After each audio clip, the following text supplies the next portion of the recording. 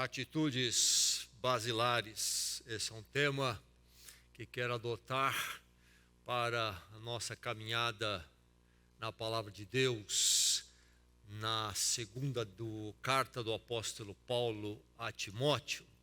2 Timóteo, mais do meio para o fim do Novo Testamento, você encontra a primeira carta a Timóteo e depois a segunda carta.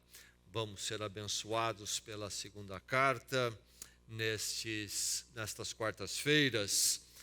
E nós encontramos nesta carta, quero destacar para a edificação nossa, encontramos aqui exortações a certas atitudes que devemos ter, que são atitudes basilares para a nossa vida cristã. 2 Timóteo, então, esta carta sobre estas atitudes. Quero recordar a você, ou informar, porque esta carta é escrita como é escrita e o peso dela para nós. Precisamos recordar, então, que ela foi escrita pelo apóstolo Paulo quando estava preso em Roma. Paulo, o apóstolo, se converte por volta do ano 34 depois de Cristo e vai passar aí uns 20 anos na obscuridade, servindo a Deus e a Igreja de Cristo, principalmente na cidade de origem dele, Tarsus, até que então ele se envolve na obra missionária, quando ele é convidado a ir para a igreja de Antioquia. E aí ele vai empreender 3 viagens missionárias. Temos esses relatos todos no livro de Atos. O livro de Atos termina com ele preso em Roma, mas numa prisão domiciliar. E aí estamos falando por volta ali do ano 60, 62. Deve ter ficado ali uns 2 anos detidos. Uma prisão domiciliar, então uma prisão um pouco mais confortável. Ele sai livre daquela prisão e vai atuar livre ainda no apostolado, na pregação em diversos lugares por mais uns 2 anos. Por volta de 64, ele volta a ser preso em Roma outra vez. E agora, então, debaixo de Nero, o imperador, que está empenhado numa perseguição ferrenha da Igreja de Cristo, dos cristãos. E Paulo é preso, então, nessa situação. E agora não mais prisão domiciliar, é colocado num calabouço, num lugar escuro, difícil, e ali ele é detido. E desta prisão ele não sai vivo, ele é levado à pena capital, ele é decapitado, condenado à morte. E nesta prisão agora, então, enquanto aguarda a sua pena ser cumprida, a sua morte ser executada, é que ele escreve esta carta. Então, quando ouvimos as palavras desta carta, precisamos ter isso em mente.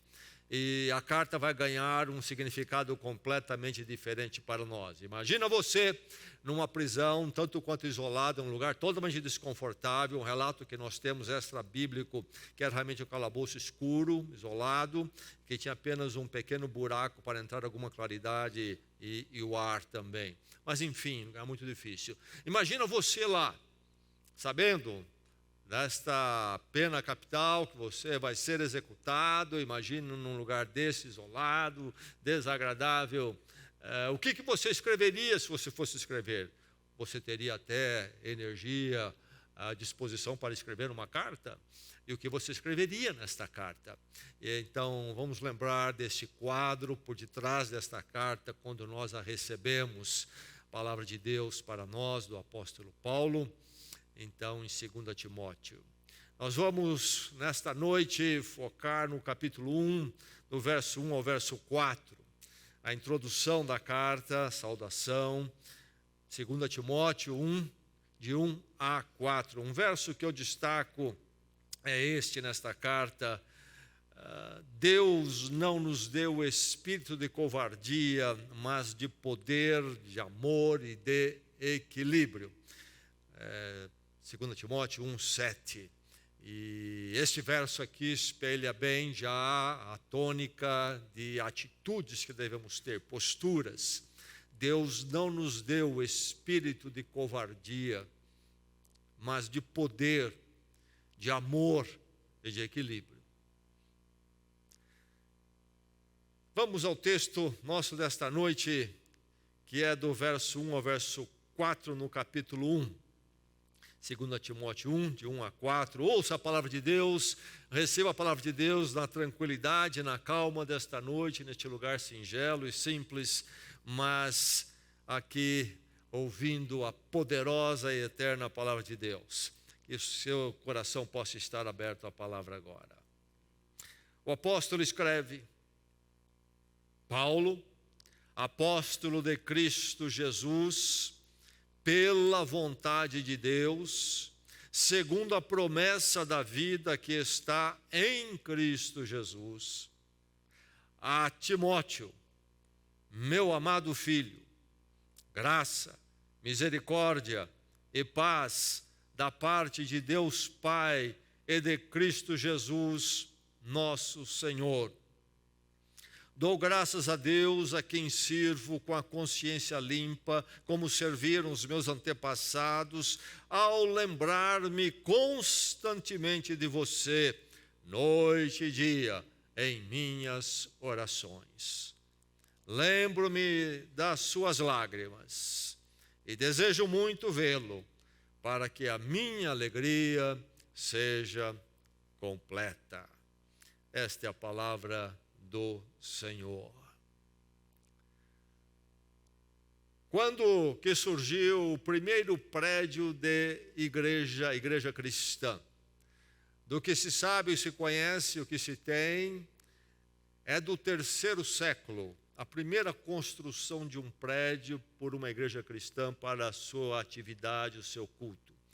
Por volta de 250 depois de Cristo, então. Já então, muitas décadas, ali mais de um século depois de Cristo Jesus ter ascendido aos céus. A igreja viveu então por décadas e décadas sem conhecer essa questão de possuir um templo ou fazer esforços para construir um prédio para ela. Ela se encontrava em casas, em espaços emprestados, qualquer tipo de lugar que fosse adequado e possível de ser usado. Assim era a igreja. Mas como é que a igreja então sobrevivia e vivia? Sobrevivia e vivia pela comunhão. Nós temos mais e mais confundido a igreja, o que ela é, não é verdade? Lembro-me de uma pessoa contatada porque tinha se afastado da igreja, e ela comentou, entre outras coisas: olha, eu gosto muito da igreja, a minha dificuldade são as pessoas. E aí eu fiquei pensando o que ele quis dizer com isso e como é que a gente resolvia essa matemática. Ele gostava do quê? Quando ele disse que gostava da igreja. E quando ele dizia, eu tenho dificuldade com essas pessoas, dificuldade com o quê que ele tinha? A igreja é o quê? É a comunhão em Cristo Jesus, onde ela se encontra. Esta igreja aqui, por um bom tempo, precisou fazer uma transição de espaço.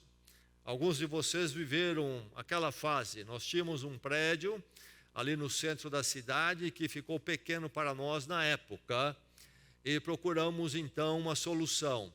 Nós estávamos empenhados em comprar esse terreno, mas ainda não era hora para entrarmos numa construção. Éramos uma igreja bem menor ainda que tendo crescido, e éramos um grupo grande demais para o espaço que não era muito grande no nosso prédio lá no centro. Então, uma solução veio. Nós alugamos o salão de festas, o salão social da Associação Nipo Brasileira. E nós alugamos apenas para os domingos. Então, aquele prédio não estava à nossa disposição em qualquer outro dia da semana, não estava à disposição no sábado, apenas no domingo para o nosso culto. Então, aquele salão era usado pela associação para todas as suas atividades culturais, e eles também alugavam para outras pessoas, bailes, festas e casamentos, nos sábados. E nós entrávamos no domingo para usar aquele espaço. Era a igreja de Jesus Cristo, cultuando. Enquanto que naquele mesmo lugar, no sábado, só Deus sabe o que aconteceu ali até altas horas da madrugada. A igreja é a comunhão dos santos, a comunhão dos discípulos de Cristo, daqueles alcançados pela graça em Cristo Jesus. Estar nesta comunhão é em Cristo. Não a comunhão por status social ou econômico, não comunhão porque nós temos o mesmo interesse em passatempos e hobbies e assuntos. Aliás, somos muito diversos, mas há este ponto que pode nos trazer a atividade comum do ser igreja, a comunhão é em Cristo. Alguém perguntou a uma pessoa, o que quer dizer a palavra comunhão? Ele pensou, disse, olha, eu acho que é a união de duas palavras, comer e união. Come e união. Acho que é isso, comunhão. Bem, não é isso, mas é isso. Podemos dizer que sim. Porque comer e união expressa a comunhão. Por exemplo, a mesa de uma família tem a refeição quando todos fazem juntos e não separados. É um dos pontos. Na correria dos dias de hoje, talvez haja só uma refeição por dia que a família se encontra. Mas é um momento que marca a comunhão. Isto é, comer juntos, mas em união. Porque talvez é uma só refeição e se come junto, mas não se come em união. Cada um está com um celular e não há união nenhuma. Mas quando a família senta e realmente ali interage, momentos preciosos, não é uma questão só de encher a barriga. É o momento onde a refeição se torna algo mais do que ela é em si, em termos de coisas físicas. Por isso Jesus Cristo vai instituir a mesa do Senhor, a ceia do Senhor, com o cálice e o pão. Não é uma questão de quanto nós temos ali do cálice, um cálice grande, um pão grande para cada um. Não é essa. É a questão de nós sentarmos ali numa união, mas não uma união porque somos apenas uma família, a união que é própria do ambiente doméstico, mas porque estamos ali em Cristo, o grande pão. Então, comunhão é isto, quando nós estamos realmente juntos, celebrando o pão que nos alimenta e nos sustenta, Jesus Cristo. Isto é ser a igreja é assim. E precisamos então recordar a grande verdade que é esquecida. A fé cristã é essencialmente eclesiástica. Se você tem lido minhas pastorais, que eu tenho enviado pelo WhatsApp, você tem lido lá, eu tenho repetido isto algumas vezes. Uma verdade que os crentes esquecem, se confundem. A vida cristã é essencialmente eclesiástica. A vida cristã não pode ser a parte da igreja. Eu professei a Cristo, a fé em Jesus Cristo, fui batizado aqui e ali. Não está nem aí com a igreja, não entendeu nada. Precisa voltar para a classe de integração discipulado com o pastor Fábio, o pastor Vitor, e aprender o basiquinho da vida cristã. A vida cristã é necessariamente eclesiástica, envolve igreja, envolve comunhão. Não vir no prédio da igreja, mas comer em união, isto é, estar junto em volta de Jesus Cristo. Quem não chegou aí não entendeu o Evangelho. Quem não chegou aí está fraquejando feio, muito longe daquilo que deveria ser. Comunhão, essencial à vida cristã. Igreja é comunhão, não é prédio, não é mera organização, é esta união em Cristo, onde nós, em Cristo, interagimos uns com os outros e nós nos ajuntamos para fazer a obra de Deus, cultuá-lo e buscá-lo. É a comunhão. Por isso, eu e você precisamos sempre lembrar disto, ser lembrado disto, e estarmos nos envolvendo na comunhão, não fugindo dela, não evitando. Quando você vê que alguém que não dá valor para a comunhão da igreja, procura ficar à margem, à parte, pode saber que ali há problema sério e talvez até não há um entendimento do Evangelho. Sabe o discurso? Fez as ginásticas todas para passar a ser membro, mas não é. Não é. É preciso ter esse desejo de estar na comunhão do Senhor, em culto, adoração e em servi-lo. É preciso estar envolvido na comunhão, algo maravilhoso. Você está envolvido?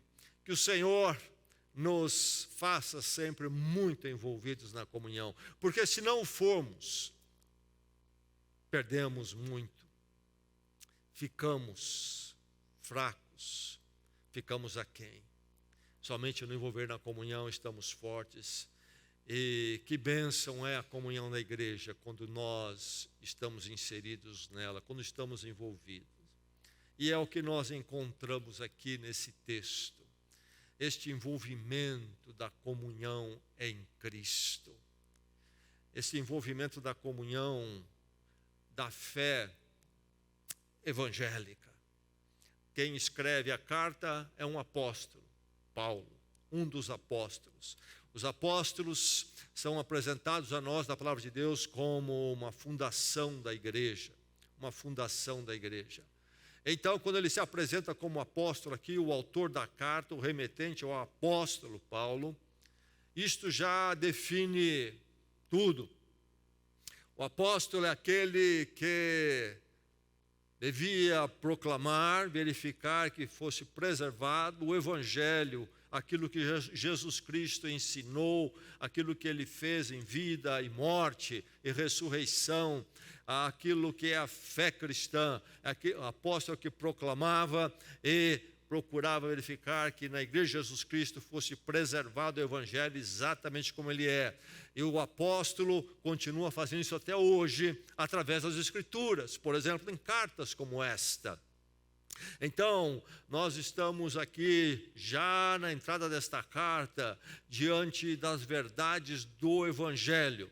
Paulo poderia abrir mão do título aqui ao escrever, dizer carta de Paulo, porque para Timóteo é uma carta pessoal e Timóteo é alguém íntimo dele, mas ele coloca apóstolo, porque a interação aqui é toda em cima da verdade do Evangelho e do que ele é no Evangelho e de quem Timóteo é no Evangelho. E por isso ele vai dizer aqui, referindo-se a Deus, ele diz: a quem sirvo com a consciência limpa. A quem sirvo com a consciência limpa. Veja o verbo servir. Servir. Servir a quem? A Deus manifestado em Cristo. Com consciência limpa estou servindo. Então, perceba aqui todo esse envolvimento da verdade evangélica, do Evangelho de Jesus Cristo. E ele fala da vida que está em Cristo Jesus. Vida em Cristo Jesus. E é interessante observar aqui a palavra vida. Há duas palavras para vida na língua grega antiga em que foi escrito o Novo Testamento, e duas palavras que há na língua grega antiga que nós temos no português o uso delas em transliteração. Uma palavra para vida era a palavra zoé, e a outra palavra era bio. Temos biologia, temos zoológico. Então, zoé. Qual a diferença de zoé para bio? Os gregos usavam zoé mais para falar daquilo que é o ser, a essência daquilo que eu sou. E bio é mais para o tempo e modo de existência. Tempo, aquilo que acontece no tempo de uma certa forma. Dos desafios, até hoje, é definir-se o que é vida. O que é vida? Nós sabemos. Quando nós vemos vida, nós sabemos que é vida, sabemos fazer a diferença do orgânico, do inorgânico, e da vida animal e da vida do vegetal, há um abismo. Mas, apesar de sabermos fazer a diferença, não é simples definir aquilo que é vida. Mas aqui nesse texto, quando ele diz a vida que está em Cristo Jesus, ele usa zoé, isto é no sentido daquilo que é o ser, a essência do ser. Então, em Cristo, eu sou quem sou. Sempre, eternamente, sim, mas é isto que eu sou em todo o tempo. E isto está em Cristo Jesus. Eu encontro aquilo que eu sou em Cristo. E em Cristo e de Cristo vem aquilo que eu sou. O que é para mim vida é eu estar e ser em Cristo. E então ele fala sobre esta vida que está em Cristo. É nesse ambiente todo evangélico que ele escreve a Timóteo. E por isso ele vai ter essa saudação, fazer essa saudação: graça, paz, misericórdia de Deus em Cristo. Deus em Cristo. Ou Deus e Cristo. Deus e Cristo. Paz, graça, misericórdia de quem? Como? De Deus e Cristo. A saudação dele não é somente um boa noite, boa tarde, tudo bem, tudo bem. Uma vez recebi um visitante dos Estados Unidos, um amigo aqui, ficou umas 2 semanas, e depois ele, de tanto ouvir as nossas conversas em português, ele me perguntou uma hora: o que é esse negócio de tudo bem, tudo bem?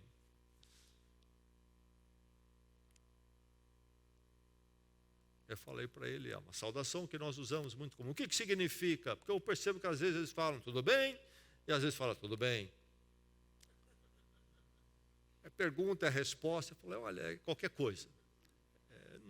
Não quer dizer muita coisa mesmo. Talvez ele poderia usar qualquer coisa assim. Você percebe a saudação dele? Graça, paz, misericórdia. Por causa das terapias? Não, Deus e Cristo. Por causa da situação econômica? Não, é Deus e Cristo. Graça, paz e misericórdia. Deus e Cristo. Então você percebe a comunhão aqui de Paulo com Timóteo. É a comunhão da fé evangélica, não é a comunhão do clube, não é a comunhão do esporte, do passatempo, da bicicleta, da moto, da corrida, do time de futebol, da pescaria. Não é também por causa da questão profissional ou financeira, nem mesmo de parentesco. É por causa de um entrelaçar todo que vem da fé comum em Cristo, Deus revelado em Cristo, que Ele fez por nós em Cristo e na vida que nós recebemos dEle.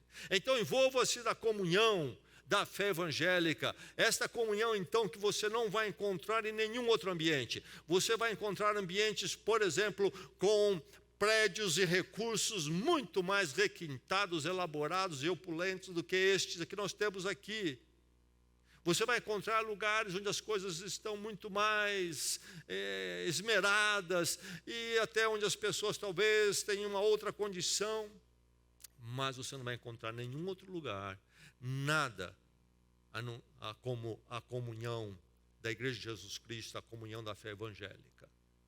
Você pode ir para a melhor das instituições de ensino, você pode entrar na melhor das corporações internacionais para trabalhar, você pode ascender aos melhores status econômico, social, e você pode circular em todos os tipos de meios importantes, mas nenhum pode tomar o lugar da igreja ou chega perto da igreja, ou pode ser confundido com a comunhão evangélica.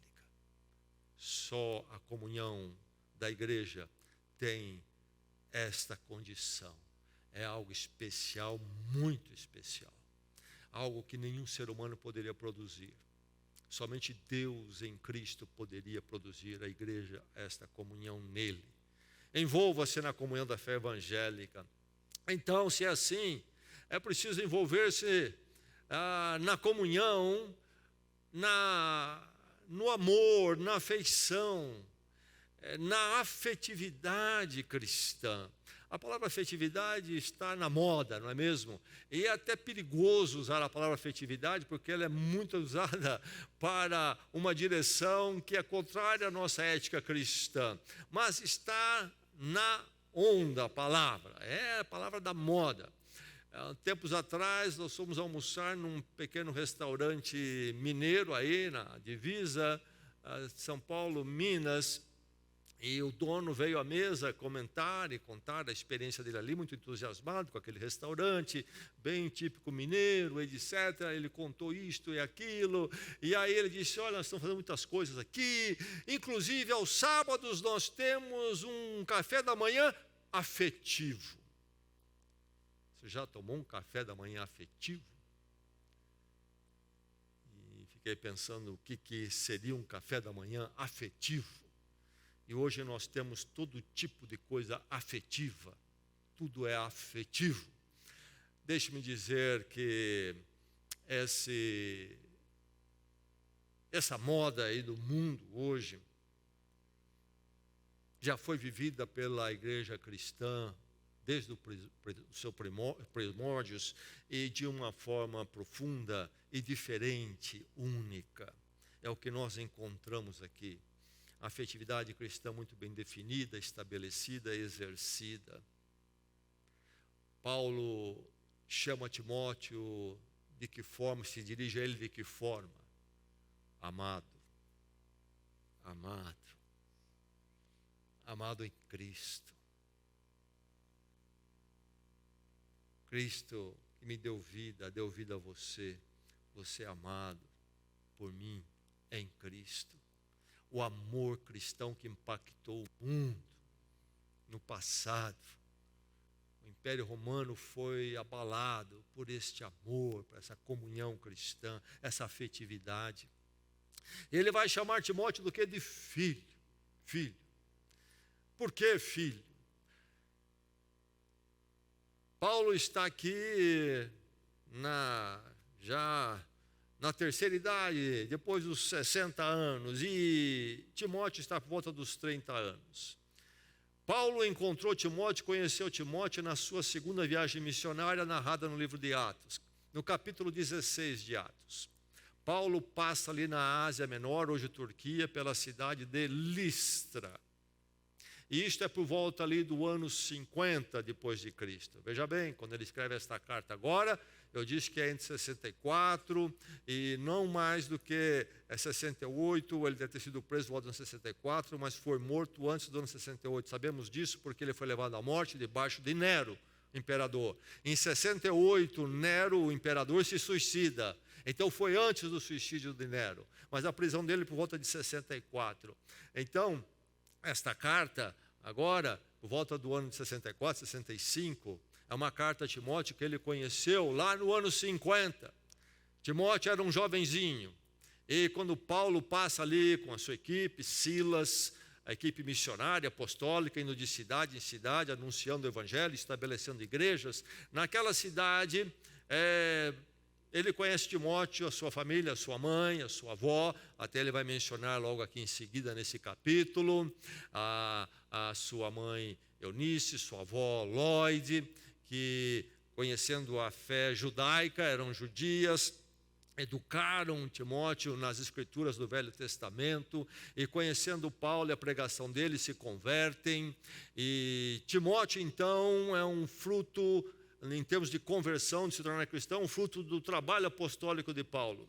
E Timóteo se ajunta à equipe de Paulo, jovem ainda, e parte com Paulo e Silas para continuar a viagem missionária, ajudando, auxiliando, bem jovem ainda. E agora nós encontramos, muitos anos depois, Paulo escrevendo para ele a partir da prisão. Então Paulo considerava Timóteo um filho dele na fé. Timóteo nasceu para Cristo, nasceu na vida em Cristo, através da ação, da pregação de Paulo. Então Timóteo é filho, meu filho, amado filho. Veja a afetividade aqui borbulhando nesta carta, nessa introdução. E a saudação que já citamos, graça, paz, misericórdia, expressões afetivas em Cristo, em Cristo. E nós vamos chegar a ler esse trecho aqui, nesse trecho, este momento tão emocional, tão emotivo. Lembro-me, diz Paulo a Timóteo, escreve Paulo a Timóteo, lembro-me do quê? Das suas lágrimas. E tudo indica que se trata, em algum momento, de despedida. de dizer tchau. Nesses anos todos que Timóteo esteve fazendo parte da equipe de Paulo, e ele foi treinado por Paulo, e agora então Timóteo já está por volta de uns 30 anos aqui. Timóteo se tornou um pastor e membro da equipe do apóstolo Paulo. Paulo o enviava para cuidar de igrejas aqui, ali, em Éfeso. Timóteo atuou. Enfim, muitas despedidas aconteceram, e possivelmente houve essa despedida mais difícil, quando Paulo foi preso.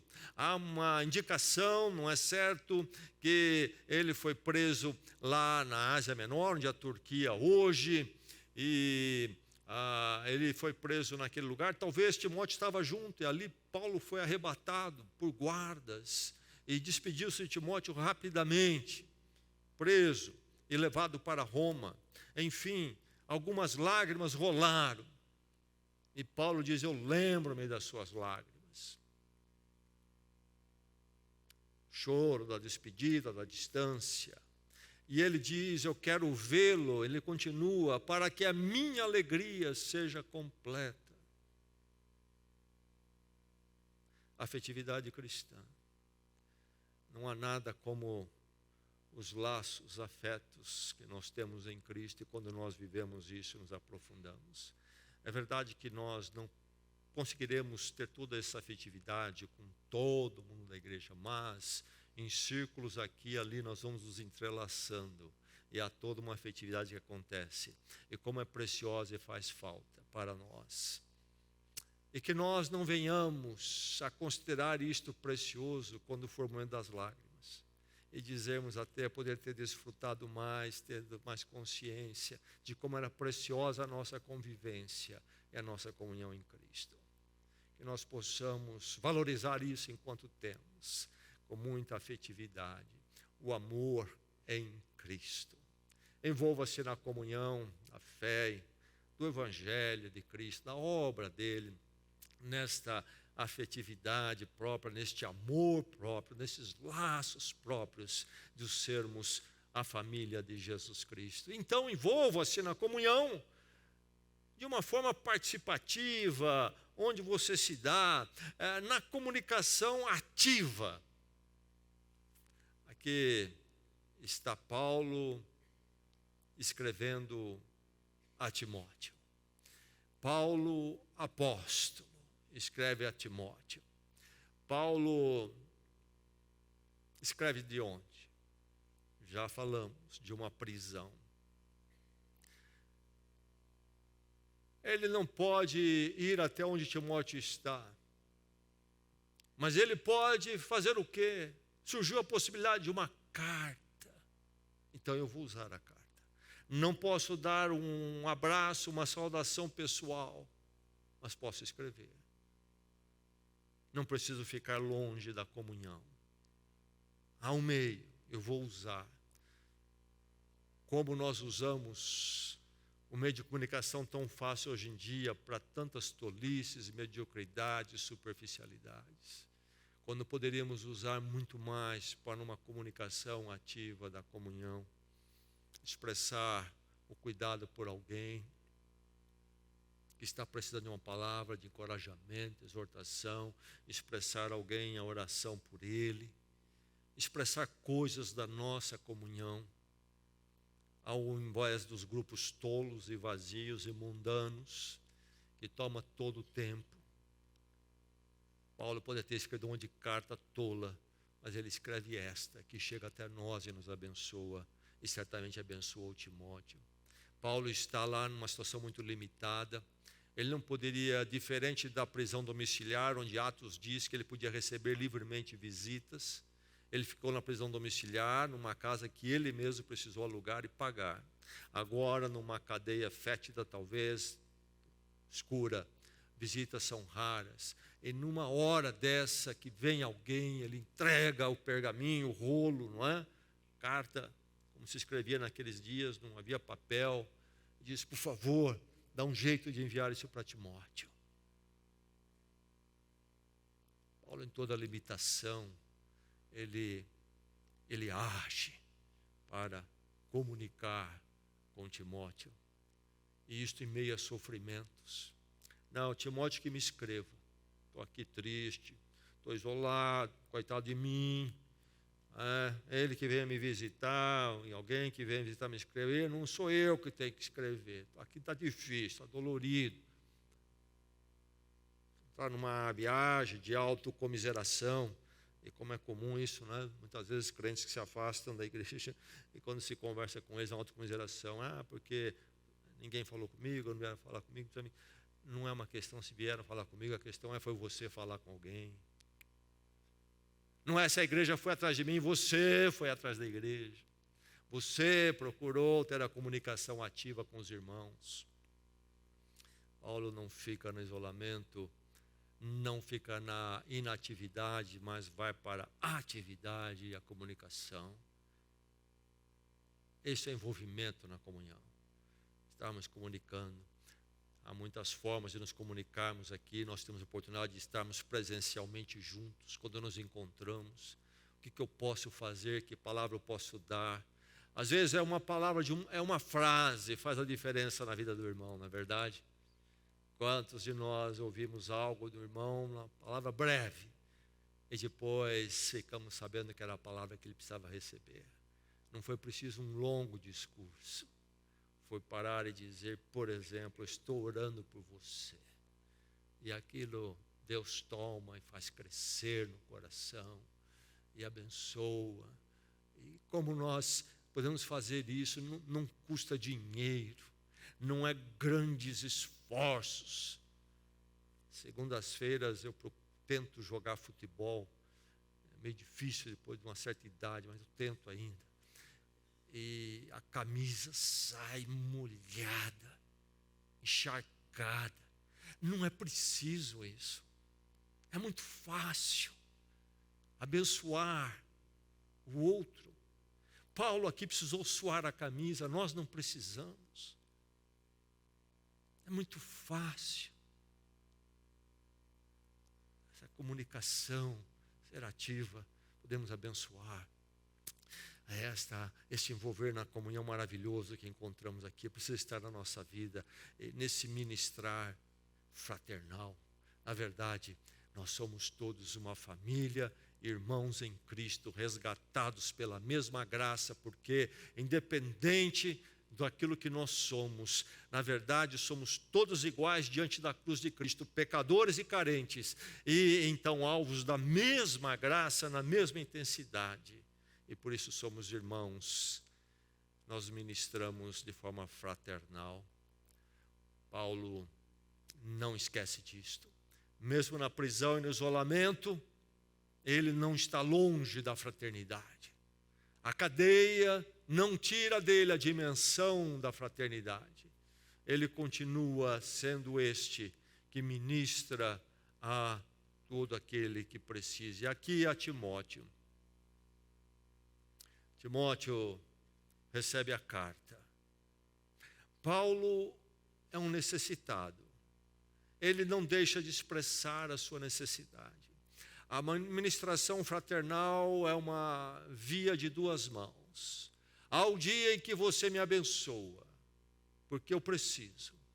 É o dia que eu te abençoo, porque você precisa. É uma via de duas mãos. Paulo não deixa de falar aqui também da sua necessidade. Ele fala a Timóteo, e ele fala como você é amado, é um filho amado para mim. O coração do velho Paulo sente falta do seu discípulo, que tanto já fez com ele e que muito realizou em tantos lugares com ele. E Paulo fala das lágrimas de Timóteo, mas Paulo também diz, desejo muito vê-lo. Paulo não é o super apóstolo, forte, que tanto fez. É, num certo sentido. Mas ele é como eu e você. Também tem sua necessidade. Eu preciso vê-lo. Desejo muito vê-lo. A sua presença, meu irmão, faz diferença para mim. Faz diferença para o outro. Ministério fraternal. Ele necessitado. Ele pedindo a Timóteo, a ministração de Timóteo para ele. Mas também preocupado com Timóteo. Ao lembrar-me constantemente de você, diz ele aqui no texto, constantemente de você, noite e dia, em minhas orações. Paulo deseja vê-lo. Seria um bálsamo para o Paulo, naquela situação toda, poder receber uma visita de Timóteo. Paulo precisa, ele precisa da ministração de Timóteo. E ele vai dizer mais tarde nesta carta, Timóteo, venha antes do inverno. Mas também ele estende a sua ministração a Timóteo. Lembro-me de você constantemente, noite e dia, apenas em laços fraternais, que nós somos grandes chapas aí, um do outro. Não, em minhas orações. Como é bom saber que há um irmão, uma irmã orando por nós, não é verdade? Alguém que está ao nosso lado em oração, no nosso trilhar e caminhar, nos encorajando, nos apoiando. Essa ministração da fraternidade cristã. E Paulo, então, é esse grande encorajador. Ele apoia, ele fortalece, ele exorta. Como é bom ter alguém assim ao nosso lado. E na igreja nós podemos ser assim para o outro. E na igreja nós podemos ter alguém assim ao nosso lado. Que o Senhor fortaleça as nossas vidas na maravilha da comunhão. Meu irmão, minha irmã, se a igreja for tirada de nós, que diferença fará na sua vida?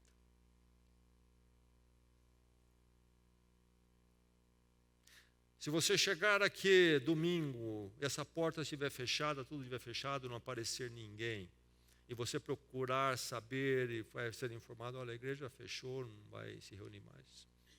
Que diferença isso vai fazer na sua vida?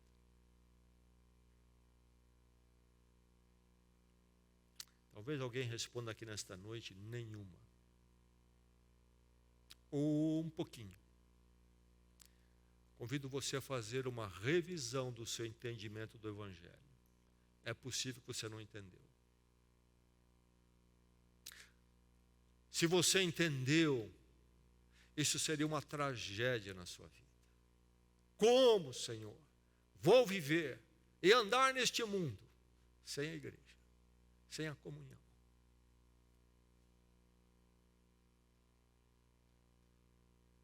A comunhão de Cristo é coisa maravilhosa. Já cultuei com igreja onde havia milhares de pessoas, igreja com tantos recursos. E passando pelo lugar, pela cidade, como foi bom. Num lugar tão estranho. Chegar num ambiente de tanta gente que fala a minha língua. Chegar a um ambiente de tantos estranhos que são meus irmãos. Lembro uma vez, também, numa cidade, sozinho, em viagem. Passei em frente a uma igreja, vi que tinha uma igreja pequenina, 2 janelinhas na fachada e uma porta. E era hora de culto, entrei, e lá estavam, talvez 30 pessoas, cantando, orando. Novamente, tantos estranhos, meus irmãos. Na saída conversei, logo notaram que eu era um visitante, na saída conversei ali com o pastor um pouquinho. Nunca tínhamos visto antes, mas já falávamos a mesma língua um com o outro imediatamente. Eu e mais alguns irmãos aqui da igreja fizemos uma viagem a Cuba, uma experiência diferente, onde a liberdade religiosa é muito tolhida, a igreja sofre muito, é tudo controlado, a igreja não tem liberdade, é feito tudo com certos limites. E nós fomos, nas experiências nossas, nós fomos a uma igreja que se reúne num apartamentozinho funcional. E ali eles derrubaram, imagina esses apartamentos, hoje em dia são todos pequenos, né, lá também, derrubaram as paredes para aumentar um pouquinho a sala. E ali então apinharam ali umas 25 pessoas, era uma igreja. Eles cantaram, eles oraram. É a comunhão em Cristo. Derramaram a alma, alguns ali, porque a gente sabia do sofrimento em alguns sentidos. Oração calorosa. É a comunhão do Senhor. A igreja é parte integrante das nossas vidas em Cristo. A comunhão é a igreja. É necessária para mim, necessária para você. Você precisa de mim. E eu preciso de você. Essa é a igreja, é a comunhão. Jesus Cristo não estabeleceu a comunhão, a igreja, como um luxo, para dar mais um trabalho para as nossas vidas, mais um compromisso, é mais um negócio na semana. Ele colocou a igreja porque ela é indispensável. Eu e você precisamos da comunhão. E aquele bem-aventurado, abençoado é aquele e aquela que entendeu isto e vive e se envolve na comunhão. Que o Senhor possa fazer isso na vida de cada um aqui. Vamos orar.